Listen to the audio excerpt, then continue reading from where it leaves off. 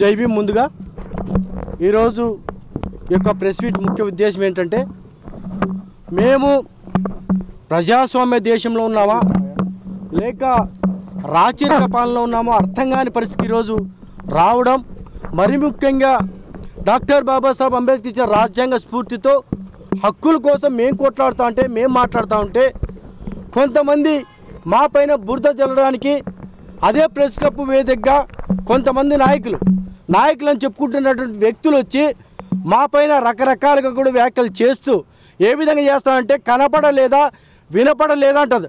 అయ్యా మాకు కనపడింది వినపడింది, అందుకోసమే ఏవైతే గిరిజన భూములకు సంబంధించి ఆదినారాయణ యాదవ్తో పాటు నేను కూడా వెళ్ళి ఏదైతే సత్యసాయి జిల్లా కలెక్టర్ గారిని, ఎస్పీ గారిని, ధర్మవరం ఆర్డీఓ గారిని ఒక మెమొరాండం రూపంలో మొత్తం ఆ సర్వే నెంబర్లు ఎవరో తేల్చండి, నిజంగా గిరిజనులు అయితే వాళ్ళకే ఇవ్వండి అని చెప్పేసి స్వయాన నేను కూడా కలెక్టర్ ఆఫీస్కి వెళ్ళి మేము అక్కడ చూసి తెలిసిందే. అయితే రాష్ట్ర వ్యాప్తంగా జరుగుతున్నటువంటి దళిత గిరిజన బడుగు బలహీన వర్గాలపై దాడుల పైన మేము చలో పుట్టపర్తి కార్యక్రమానికి పిలుపునిస్తే మీరు 13వ తారీఖు పెడతామని చెప్తా ఉన్నారు. రైట్, 13 పెట్టుకో, 11 పెట్టుకో, 12 పెట్టుకో, 1వ తారీఖు నుంచి కంటిన్యూ పెట్టుకోండి. ఎవరు చెప్తారు, ఎవరు అడ్డు చెప్తారు?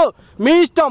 మాకు వాక్ స్వాతంత్రం ఉంది, ఏది పడితే ఏది మాట్లాడతాం, ఇష్టాసారం మాట్లాడతామంటే ప్రజాస్వామ్య దేశంలో కొంతవరకే ఆ లిమిట్స్ ఉంటాయి. ఆ లిమిట్స్ క్రాస్ చేస్తే రేపొద్దున జరగబోయే పరిణామాలకి వాళ్ళే బాధ్యత అవుతారని చెప్పి ఛాన్స్ తెలియజేస్తాం.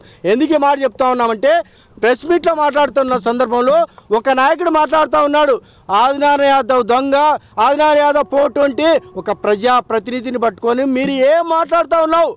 మీకేమైనా కొంచెమైనా ఉంటే ఆ విధంగా మాట్లాడే పరిస్థితి ఉండదు. విమర్శలు చేయి. మేము కూడా పల్లె రఘునాథ్ రెడ్డి విషయం మాట్లాడాం. అయ్యా మా వ్యక్తులు చనిపోతూ ఉన్నారు, మేము ఇబ్బంది పడుతూ ఉన్నాం, రఘునాథ్ రెడ్డి గారు సార్ అని చెప్పి మేము మాట్లాడితే మీరు ఏం మాట్లాడుతూ ఉన్నావు? దొంగ, వాడు, వీడు అని మాట్లాడుతున్నావు. ఆ అంశం పైన ఈరోజు మనము అనంతపురం ఎస్పీ ఆఫీస్ గారి దగ్గరికి వచ్చాం. అక్కడ మేము అడ్మిన్ ఉంటే అడ్మిన్ గారికి ఫిర్యాదు చేసాం. తప్పకుండా చట్టపరంగా చర్యలు తీసుకోవాలని చెప్పేసి వారికి కూడా మేము విజ్ఞప్తి చేస్తాం.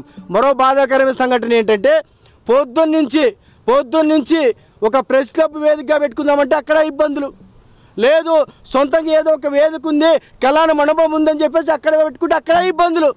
అంటే మేము స్వతంత్ర భారతదేశంలో ఉన్నామా లేకపోతే ఎక్కడున్నాం? నిజంగా చాలా బాధాకరం, చాలా శోచనీయం. ఆ ప్రెస్ మీట్ ఎవరైతే పెట్టారో వాళ్ళకి కొన్ని ప్రశ్నలు వేయదలుచుకున్నాం. ఏమనంటే మీరు నిజాయితీపరులు, మీ సారు మరీ నిజాయితీపరుడు, చాలా నిజాయితీపరుడు. మొత్తం జిల్లా వ్యాప్తంగా అదే మాట మాట్లాడుతూ ఉంది.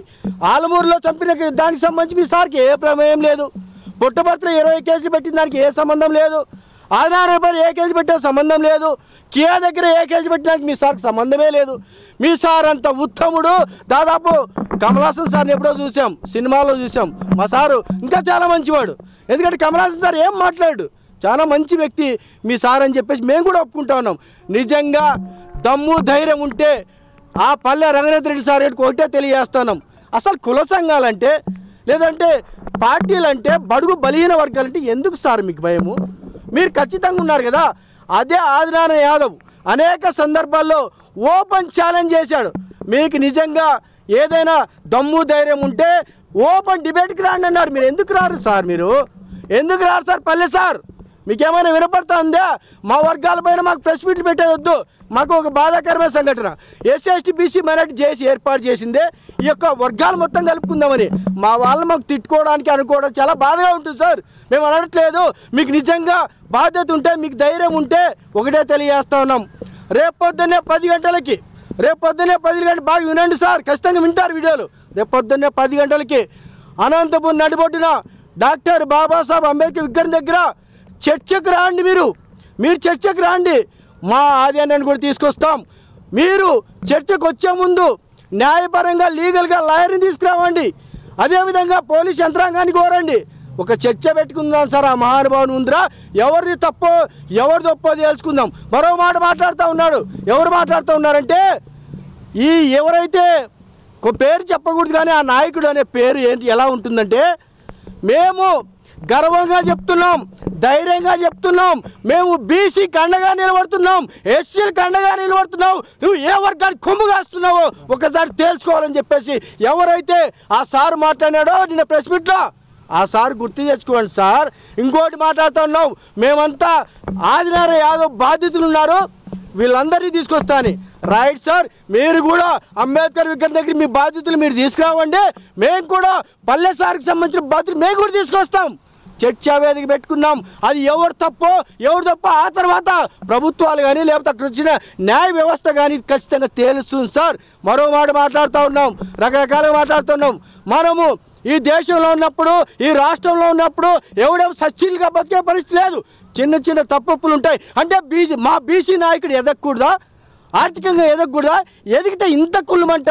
కానీ రెడ్ల సామాజిక వర్గం కానీ లేకపోతే కమ్మ సామాజిక వర్గానికి కానీ మేము ఒకటే తెలియజేస్తున్నాం, మీలో అనేక మంది మాకు కూడా శ్రేయోభిలాసులు లేదా శ్రేయస్సులు మమ్మల్ని మంచి గౌరవాలు అనేక మంది ఉన్నారు.